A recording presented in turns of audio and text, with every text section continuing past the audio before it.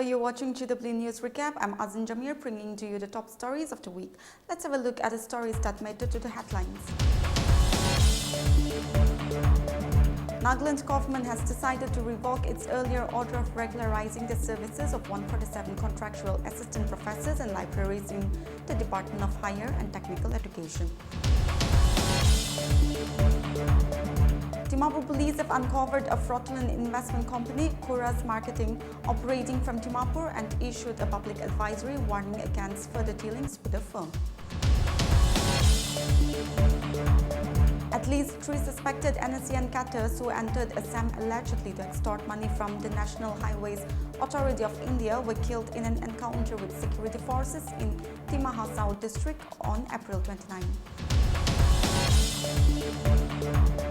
A festive gathering turned into a heartbreaking tragedy at Kowa's Sri Larai Devi Temple in Srigaon village on May 3 when a stampede broke out during the temple's annual yatra. And now the news in details. Nagaland government has decided to revoke its earlier order of regularizing the services of 147 contractual assistant professors and librarians in the Department of Higher and Technical Education. The decision announced on April 30 comes after a high-powered committee constituted on April 21 presented an interim report raising significant concerns regarding the regularization process. Government spokesperson KG Kanye confirmed the cabinet's decision following the review of the committee's finding. Kanye admitted that certain lapses within the government had misled the cabinet into an awkward and embarrassing situation, underscoring how unfortunate the oversight was. He further acknowledged that the matter was never brought to the cabinet's attention until it was raised by aggrieved parties, including student organizations and civil society groups. The initial decision to regularize the 147 contractual employees sparked protests across Nagaland, with many alleging procedural violations in the decision-making process. Sections of the public, including students, demanded the immediate cancellation of the regularization order. Amid escalating protests, the government had initially placed the regularization order in abeyance and called for a detailed inquiry, which was to be concluded within 8 weeks. However, protesters deemed the proposed timeline too long and insisted on immediate revocation of the decision along with the dissolution of the committee. Minister Kanye explained that the principle of natural justice required clear evidence of wrongdoing to reverse any decision. The cabinet's decision to reverse the regularization also means that the affected 147 employees will revert to the previous contractual status until the final report from the high-powered committee is submitted. The government has indicated that it will follow up on the 2016 cabinet order, which may involve additional categorization of these employees, possibly resulting in further administrative decisions. He further warned that if similar lapses were found in other departments, the government would initiate corrective actions.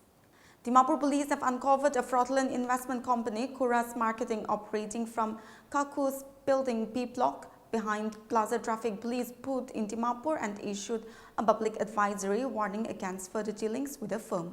A suo motu case has been registered against Kuras Marketing under relevant provisions of the BNS Act 2023 for cheating and criminal breach of trust following multiple complaints for luring and defrauding investors by promising high returns through unregulated schemes, the police stated. A special investigation team has been constituted and the investigation is currently ongoing, the notice said. Dimapur police have cautioned investors to immediately cease all financial dealings with Kuras Marketing to avert any potential losses and urge individuals who have invested with the company to report their complaints to West Police Station, Dimapur at the earliest. The police advised public to exercise caution and be vigilant of such investment schemes promising unusually high returns and to verify the legitimacy of such companies before investing. They also requested public cooperation in reporting information vital for ensuring justice and preventing further financial frauds. At least 3 suspected NSCN cadres who entered Assam allegedly to extort money from the National Highways Authority of India were killed in an encounter with security forces in the Timahar South district on April 29. The entire operation took around 60 hours that was planned and monitored by the highest level of Assam police for a month now, sources said. Over 300 security force personnel led by the Assam police were part of this operation. The encounter took place at a place between Nkiping and Herakilo under Haflong police station. A cache of arms and ammunition were also recovered from the men by the special units of the Assam Police and Assam Rifles. The NSCN factions have a ceasefire agreement with the government of India and the state government as part of the ongoing peace process. While the agreement is operative only within the territorial limit of Nagaland, the NSCN factions have remained active in parts of Arunachal Pradesh and Manipur. Acting on a tip of about the presence of militants, a joint team of the assemblies and central forces launched an operation in the area. Once face-to-face, a heavy exchange of fire between the security team and militants ensued, police sources added.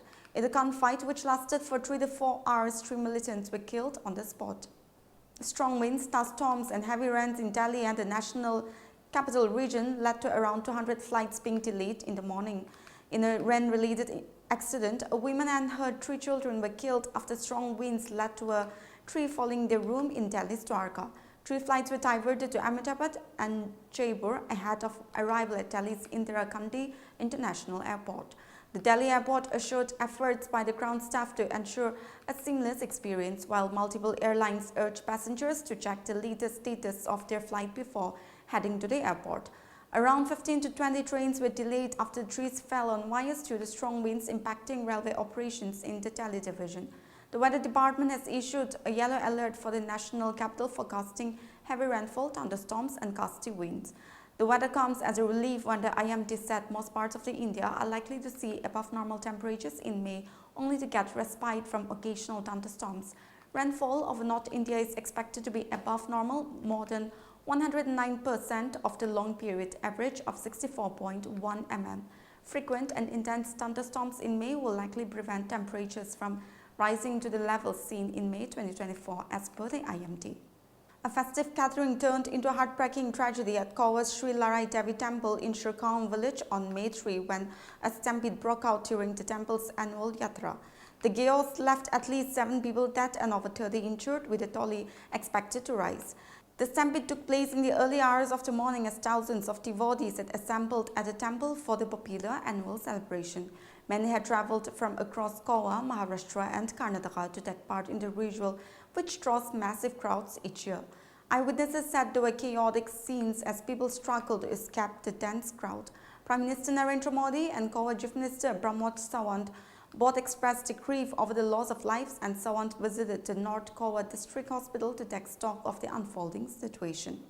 Well, viewers, that's it for this week's news recap. For more news like this, you stay connected to Global Window. Good night.